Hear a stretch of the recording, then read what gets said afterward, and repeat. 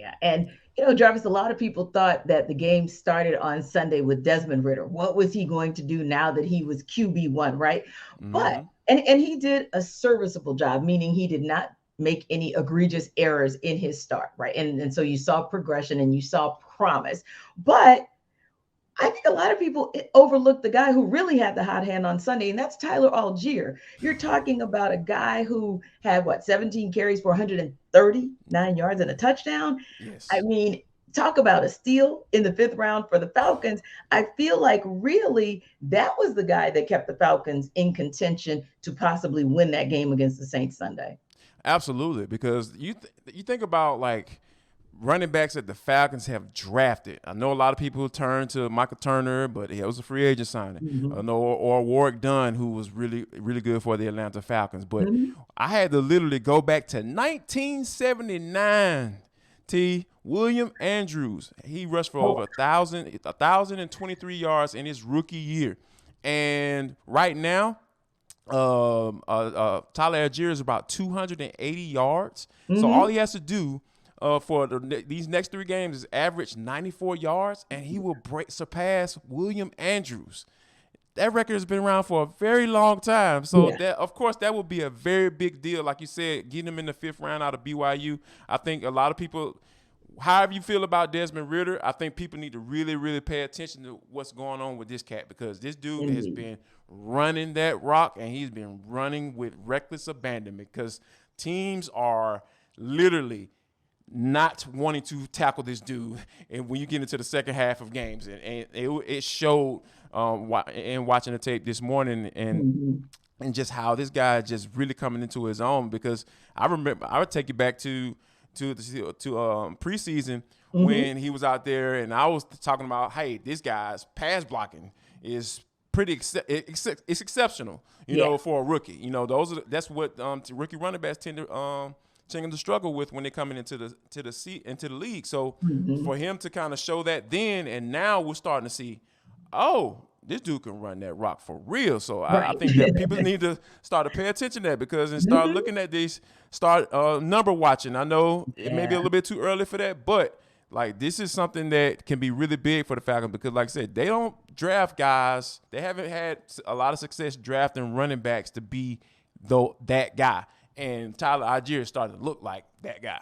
Yeah, I'm really excited about him. And we all thought that he could be that, but just to see him slowly but surely kind of see it come to fruition. And it's funny because I was listening to our guy, Dave Archer, who, of course, is the Falcons analyst for 92.9, and he was saying that Algier ran with violence. And I was Yeah, chuckling because I said, that's actually the comment that we've made about Cordell Patterson all indeed. season. So Yes. when you think about the fact that Caleb Huntley is down, who was serviceable for the Falcons and before going down with that Achilles injury on Sunday, been serviceable the entire season pretty much.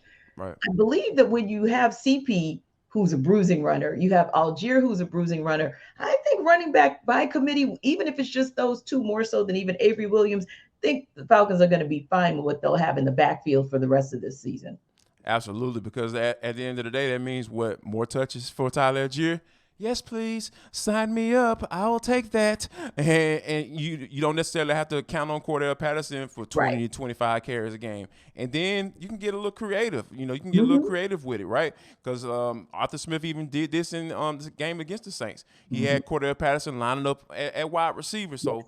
a lot of little different nuances you can kind of take into consideration now from a play calling standpoint that you can add in there to get a defense something to think about, something extra to think about as the film gets out on Desmond Ridder, because let's just face it, on one Mm-hmm. game, you only have one game of tape for Desmond. So Yeah. that's all the Ravens have to go off of. So that's what you showed in that game is what they're going to have to go off. Now, Arthur Smith and start add a little bit more to the regimen. Like Mm-hmm. here's what I like. I like what I saw in this particular play. Here's Yeah. what we're gonna do to add into the game plan for this week. So it's a lot of little different little mind games that Arthur Smith can play now.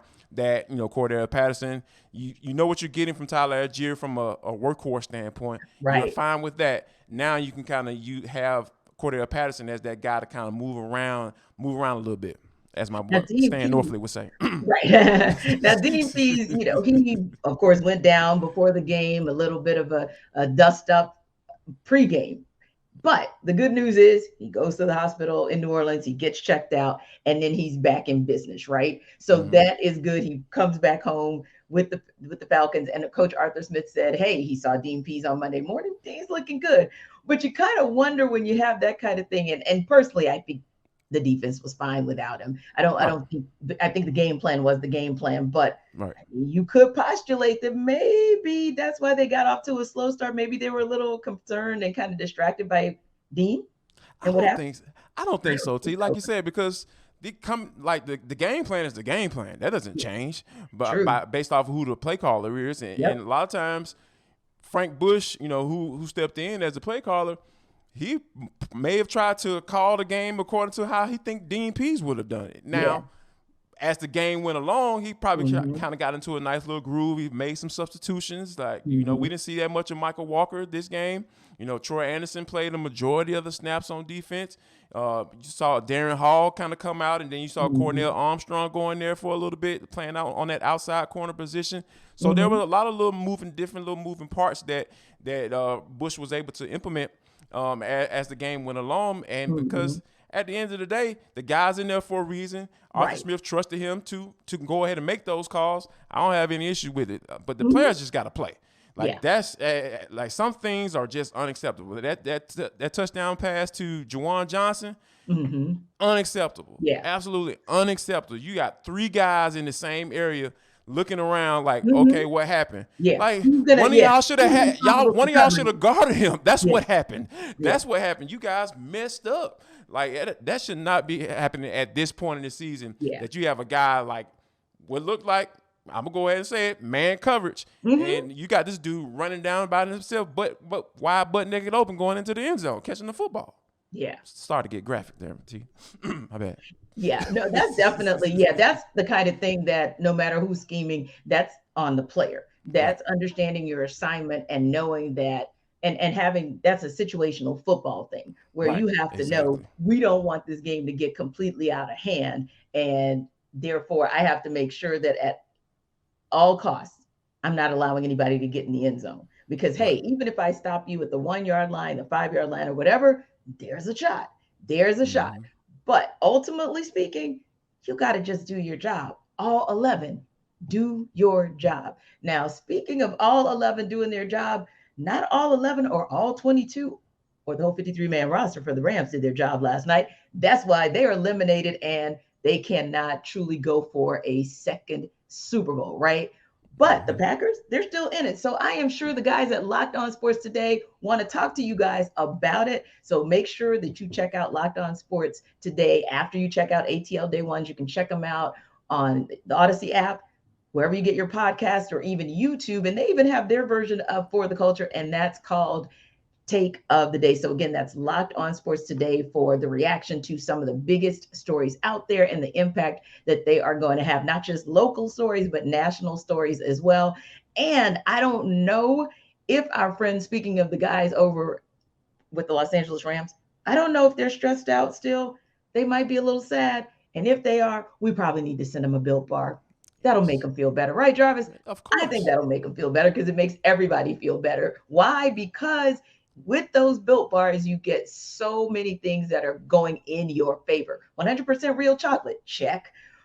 160 grams of fat only, check. 15 grams of protein that dissolve easily, check. I think this is a good look. So go to built.com, use the code locked on 15. And if you use that code, you get 15% off your first order. And look, I'm looking at the clock. It is 12:20. That means you've got 5 days to Christmas. So go to built.com, get yourself some stocking stuffers. And that way you can save yourself from getting out into all that craziness 5 days before Christmas.